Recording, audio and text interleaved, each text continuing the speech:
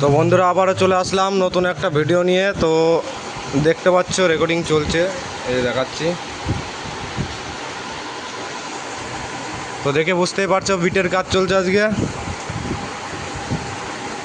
তো টিডিকে সাউন্ডের গলসি কাজ চলছে, যে ক্যাসেট নিতে এসছে দেখতে পাচ্ছ।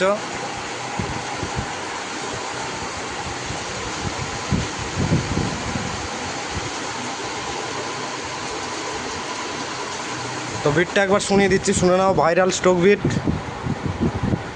হালকা করে শুনিয়ে দিচ্ছি।